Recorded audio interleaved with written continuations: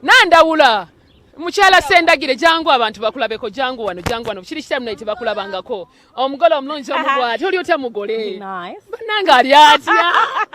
nina ebintu byenjagala bino byenjagala abatanakiddamu nga yenna afa mpozi amannya bakuyita batya nze Stellah Nandawula Sendagire bannaye otayiteekako obutuka nkutidde ddiya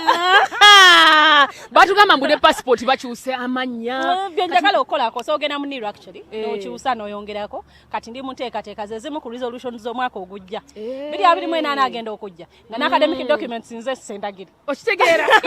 nanga abaana baneeno kati wamma gwe sooka otubbireko omuntu okugumira mu bufumbo oba okutuukako wootuuse ayina kukola biki okugumira mu bufumbo lwaki mugamba nti obufumbo bwaggumira bakola batya obufumbo si bwaggumira it is an institution enyuma ekyaddala neewaayo ng'omuntu ndowooza nsobola okugamba buli muntu gwensanga nti obufumbo kintu kirungi kyekisi kyakugumira kintu kirungi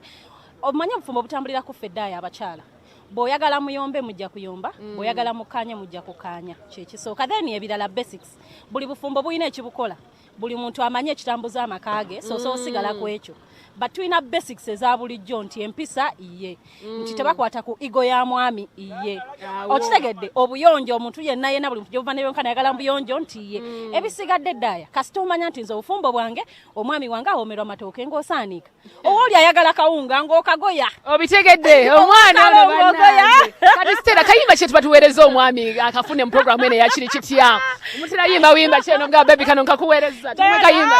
Banali wanjogera ku mwami omwana afeeseko Nandawula wakidiya tumwe kayimba ky'omwami Sendagire njiyiza nkuyiza kayimba tonight akarema namakula kale tugende katuba tumuwa kali okay omanyi mu line yonna ina mukayimbako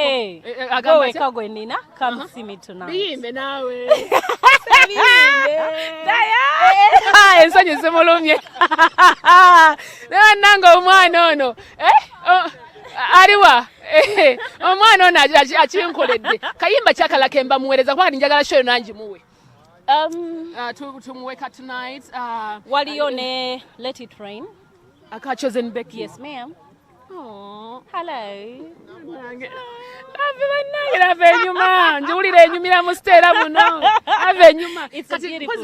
katambula kati aka Let It Rain kusaba Let It Rain omukwano guwangale actually chosen Becky ndowooza omwaka guno ali omu ku bakyala basinze okunyimbira obuyimba obw'omukwano obulungi alina ne kalisinga mukama yali Sandiriza biri ebyamaluma nalizera nesinza kuneda mvuma kati nsinga okwagala yeno line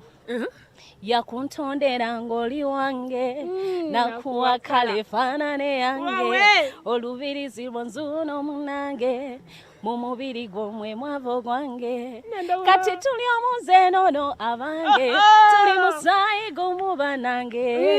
kano konanisa kaweta munange buli kyanzira nzunga nawe sisobola kuzzaako kirala mutuusa kuzzaako kigambo kirala Nandawula